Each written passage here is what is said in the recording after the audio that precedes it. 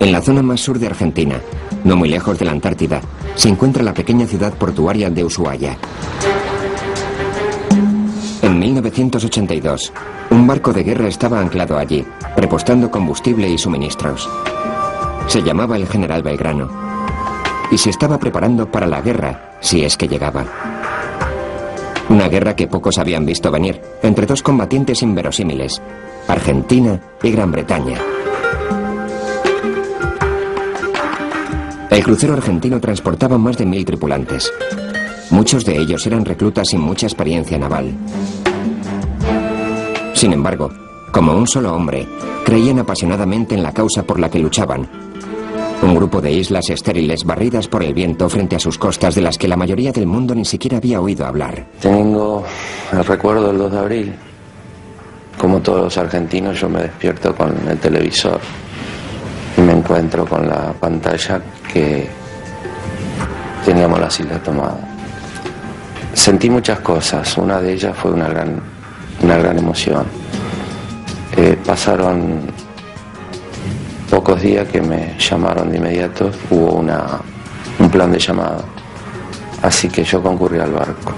El comandante del Belgrano nos comunicó esa linda noticia de que se habían recuperado las Islas Malvinas.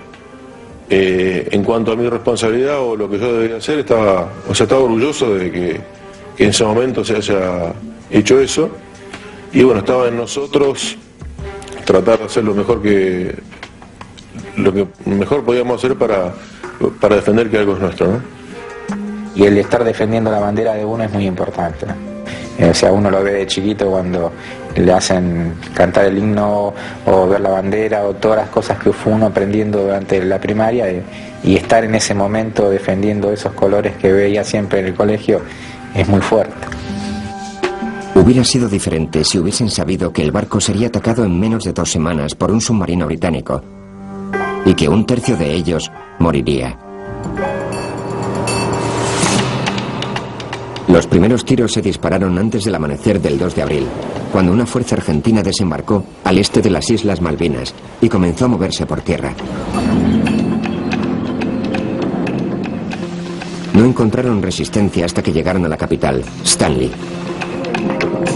Después de un breve tiroteo en el palacio del gobernador, los defensores británicos se rindieron y los argentinos izaron la bandera de su país.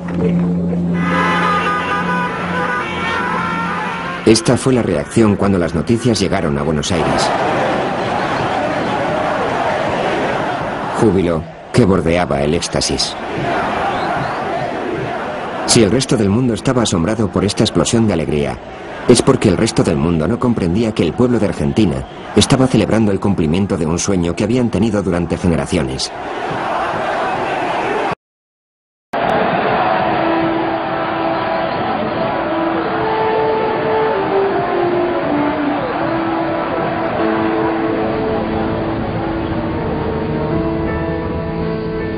Y este era el objeto de su sueño, el premio que Argentina había codiciado a través de su historia. Unas cuantas islas desoladas que se encuentran a 500 kilómetros frente a la costa de Argentina. Remotos trozos de tierra al final del mundo, conocidos por su fauna, sus cabras y no mucho más. Los británicos que tomaron las islas en el siglo XIX las llamaban las Falklands y las reclaman como parte del Reino Unido. Aunque hasta 1982 ni siquiera hacían mella en el inconsciente de la nación. Los argentinos las llaman las Malvinas, y en lugar de ser un pie de página en su historia, las Malvinas son centrales para el sentimiento de identidad de Argentina. Casi todos creen que las islas son una parte esencial de Argentina robada por Gran Bretaña, y durante casi 2 siglos, los argentinos soñaron con recuperarlas. A los chicos en las escuelas se enseñó en su momento que las islas nos pertenecen por las razones históricas y legales y no por una mera proximidad geográfica. En cuanto a cuán emocional es el tema para nosotros, yo creo que se torna emocional por la convicción de que nos han quitado algo y que es nuestro. Reclamar las islas puede haber sido el sueño de cada escolar en Argentina. Pero ese sueño tendía a ignorar un hecho importante. Las 1.800 personas que vivían en las islas eran británicos y querían seguir siéndolo. Eso provocaba un problema. La Declaración de Naciones Unidas de 1960, en cuanto a la autodeterminación de las naciones, expresaba categóricamente que cada uno tenía derecho a determinar su propia forma de gobierno, por lo que había una población de gente completamente británica que decían que querían formar parte del Imperio Británico. Todos los elementos para un conflicto entre Argentina y Gran Bretaña estaban dispuestos. Si la diplomacia fracasaba, y en 1982 fracasó. Se produjeron diversas negociaciones en el ámbito de las Naciones Unidas, en el ámbito del Consejo de Seguridad, que es donde realmente se tenía que dirimir la pelea. No se logró obtener nada favorable a la Argentina. Como la población de las Malvinas estaba decidida a formar parte del Imperio Británico, Gran Bretaña tuvo que negarse a negociar. Era una situación sin solución. Nadie iba a ninguna parte. La mesa estaba puesta para un trágico cálculo erróneo por parte del gobierno argentino. Una junta militar dirigida por el general Leopoldo Galtieri. Impopular en casa y enfrentada a un creciente malestar doméstico, la junta necesitaba una victoria. Algo dramático e inspirador para unir al país. ¡Tan decidida como el pueblo argentino! ¿Y qué podía ser mejor que una acción militar osada y rápida que cumpliera un sueño nacional? ¡Presentaremos batalla! La Junta Argentina, al parecer, decidió en 1981 que 1982 sería el año de las Malvinas. Tenían problemas en cada casa. Habían tenido una así llamada larga guerra sucia, que todos conocemos, y estaban ansiosos por lograr algo más digno que matar a estudiantes de izquierda. Así que tenían el deseo interno de conseguir algo popular políticamente para el pueblo. Porque el pueblo argentino, de la A a la Z, creía en las Malvinas. No hay ninguna discusión al respecto. Al ordenar la invasión el 2 de abril, la Junta estaba corriendo un riesgo calculado. La posibilidad de que Gran Bretaña no respondiera con soldados. Si la posibilidad se cumplía, satisfaría un deseo nacional y cubriría de gloria a los que lo habían planeado. Si fracasaba, no había modo de saber qué ocurriría. No querían hacer daño a nadie. No querían tener bajas si era posible. Pero creyeron que si ocupaban las Malvinas, saldrían impunes de ese acto. Las Malvinas están a 11.250 kilómetros de Gran Bretaña. Los argentinos esperaban simplemente que Gran Bretaña firmaría su renuncia a las Islas Malvinas. En su lugar, la jugada de Argentina cayó en manos del partido político dirigente en Gran Bretaña. En la primavera de 1982, el gobierno conservador dirigido por la primer ministra Margaret Thatcher mostraba señales de debilidad. Thatcher parecía estarse enfrentando a una ardua batalla en las siguientes elecciones, hasta que la Junta, sin darse cuenta, le lanzó un salvavidas. Las fotografías de soldados británicos postrados en el polvo enfurecieron al pueblo británico y galvanizaron apoyo para que la primer ministro entrara en acción. Para Thatcher y la mayor parte de sus compatriotas, el honor de Gran Bretaña estaba en juego. Thatcher advirtió a la Junta que la invasión no se permitiría. Cuando un país invade tus islas es una humillación. Es una humillación. Pero igualmente no levantas los brazos espantando y dices que no hay nada que puedas hacer. A días de la invasión, Gran Bretaña había reunido una armada de más de 30 barcos, incluidos 2 portaaviones. Presionaron un barco de cruceros para que cumpliera con su deber transportando tropas.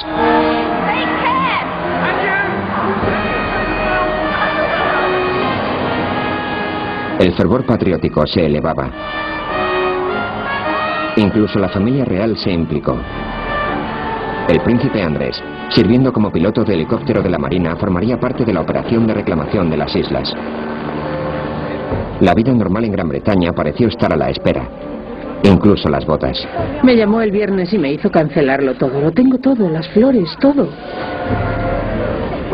¿Cuándo os casaréis ahora? No lo sé, cuando él vuelva. Esperemos que vuelva.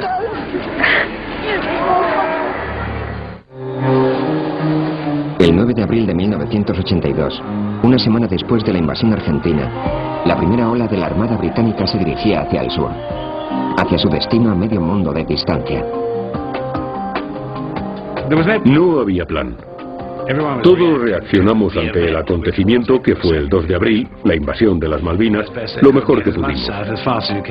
Fuimos al sur lo más rápido posible.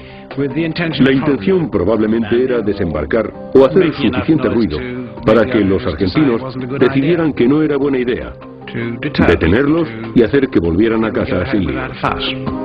La Armada tardó unas 2 semanas en llegar a la isla Ascensión, que los británicos planeaban utilizar como zona de puesta en escena.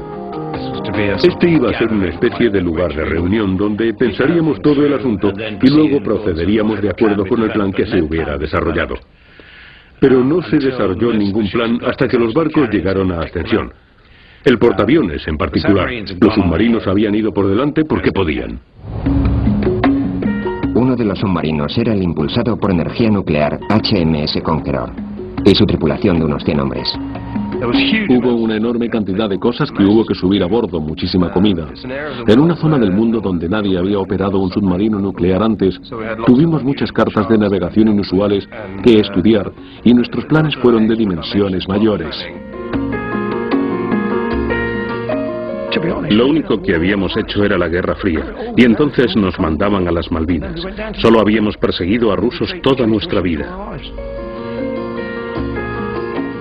Un submarino tiene un número de cosas que puede hacer, y como no tenía ni idea de lo que nos pedirían que hiciéramos, tuve que entrenar a toda la tripulación para que pudiera hacer todas esas cosas si nos pedían que las hiciéramos, y teníamos 14 días para hacerlo. Así que los hice trabajar muy duro de camino al sur.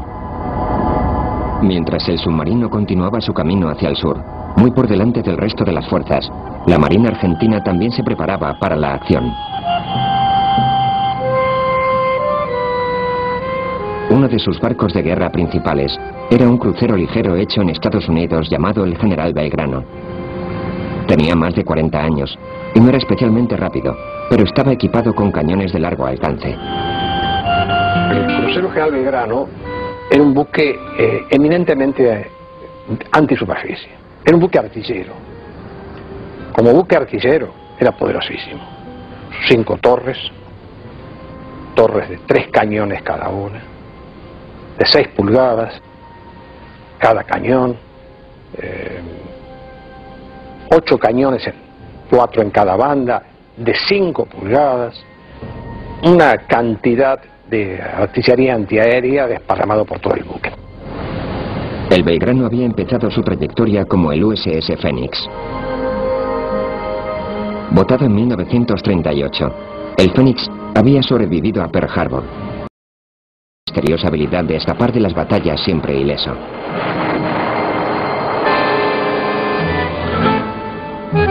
En 1951, Estados Unidos vendió el Phoenix a Argentina, donde rápidamente se convirtió en una pieza central de su flota.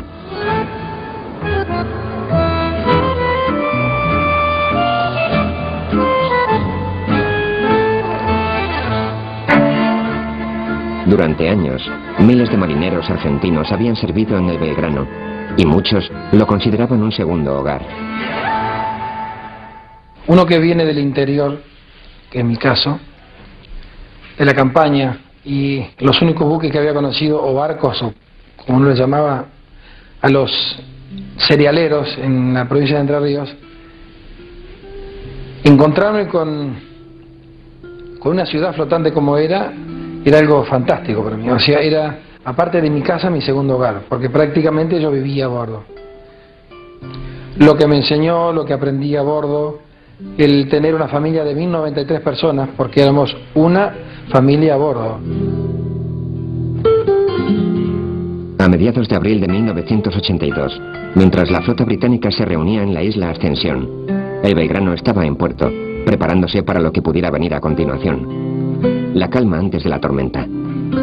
La tripulación escribió cartas, escribió muchas cartas.